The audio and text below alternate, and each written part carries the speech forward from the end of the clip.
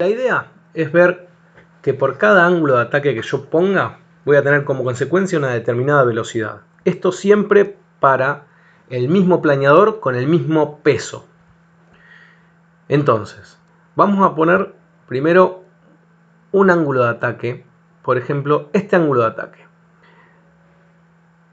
En cabina, cuando estén volando, lo que tienen que ver es qué distancia existe entre el horizonte y la trompa del planeador. Es esta distancia, desde la trompa, desde el borde de la trompa, hasta el horizonte. Pueden usar cualquier referencia. Podrían usar también la lanita, por ejemplo. La lanita, como ven, en este momento está exactamente coincidiendo con el horizonte. Vamos a usar eso al principio. Vamos a hacer coincidir la lanita con el horizonte.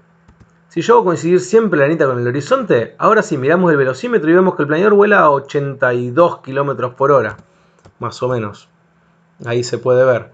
80 y chirola. Perfecto. Con la lanita en el horizonte tengo 80 y chirola kilómetros por hora. Bárbaro.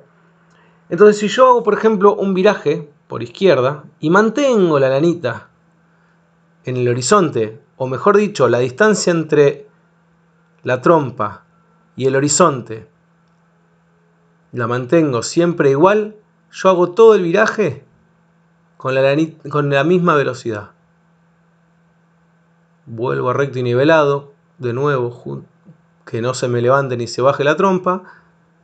Ahí mantengo siempre la lanita en el horizonte y como consecuencia tenemos siempre la misma velocidad. ¿Ven que salimos en la misma velocidad? Si lo vemos desde afuera, podemos ver, ahí, podemos ver la inclinación que tenemos con respecto al horizonte. Esto va a importar ahora cuando vamos a hacer otro ángulo de ataque. Vamos a aumentar el ángulo de ataque. Vamos a poner una posición cualquiera. Por ejemplo, voy a mantener ahí la trompa. Bueno, a ver que yo mantengo desde acá hasta el horizonte esta distancia, mucho mayor a la que yo tenía antes. Voy a haber disminuido el ángulo de ataque.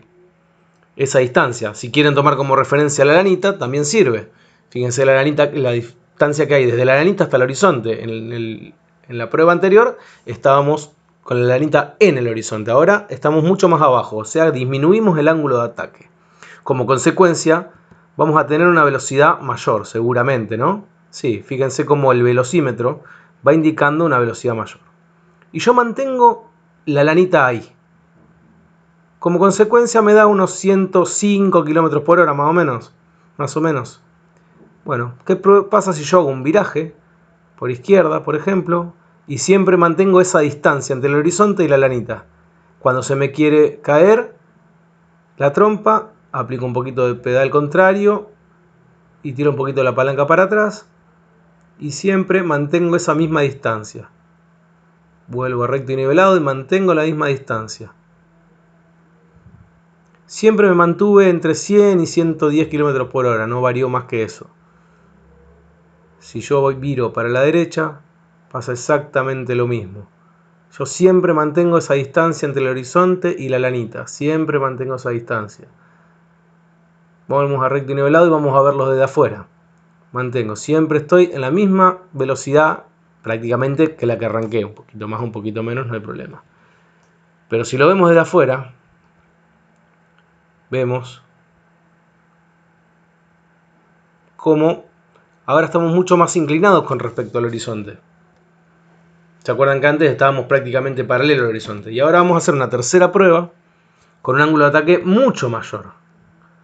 Por ejemplo, vamos a ponerlo ahí. Ahí, me gustó ahí. Bueno, vamos a poner uno donde podamos ver el horizonte para tener una referencia. Ahí. Que el horizonte haga casi tope con la pantalla. Entonces, fíjense la distancia que tenemos desde el tablero al horizonte y como consecuencia vamos a tener casi 200 km por hora. Listo, 200 km por hora con esa distancia.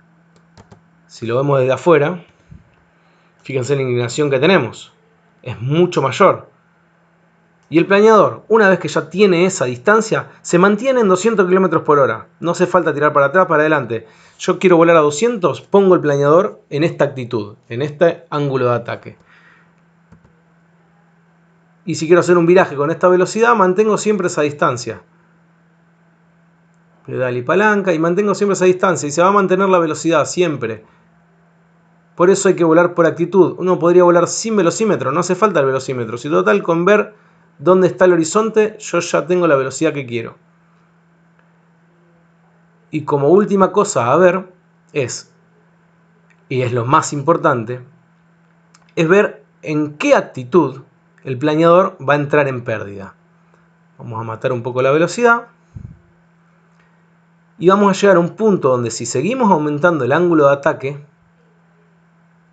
lo vamos a hacer despacito para que se pueda ver, yo empiezo a aumentar el ángulo de ataque. Como consecuencia empieza a bajar la velocidad. Yo estoy manteniendo un ángulo de ataque bastante elevado acá. Fíjense que la arenita está por arriba del horizonte. Si sigo aumentando el ángulo de ataque, la velocidad cada vez va a ser menor. Va a ser menor. Va a llegar un punto donde si yo llego con el ángulo de ataque demasiado elevado, el planeador va a terminar entrando en pérdida. Todavía me falta.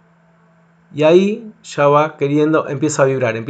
Y si quiero seguir aumentando, entro en pérdida. Entonces por eso es que decimos que entramos en pérdida por exceso de ángulo de ataque.